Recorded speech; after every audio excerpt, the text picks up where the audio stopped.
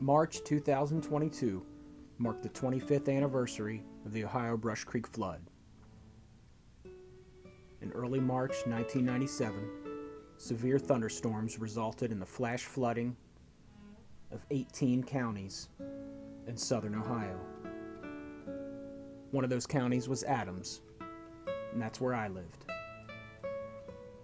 The storms came overnight, and we were awakened to roaring flood waters at our back door. Our deck was about 4 feet high, and the flood waters were right up to there.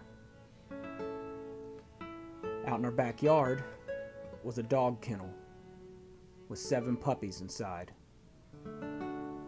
My parents were physically unable to save the puppies,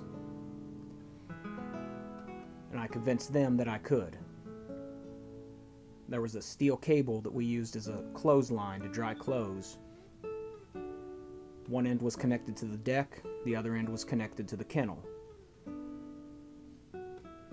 As soon as I stepped out onto the deck, my feet were in the flood waters, and I came down the steps. The water ultimately came up to my chest. I held onto the deck along the edge until I made it to the clothesline, and I grabbed onto the clothesline and went hand over hand through the flood waters until I made it to the kennel about 25 yards away. There was all kinds of stuff racing through the flood waters. I could feel it on my torso and my legs, and I could see it, everything floating on top. And I could just hear the puppies yelping. And 4 of them are pushed against the edge of the cage with the flow of the water, holding on. 2 of them are floating dead, and the last one was holding on to the cage against the current.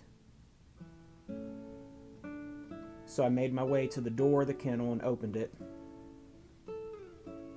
and washed away the 2 dead puppies and let the flood take them.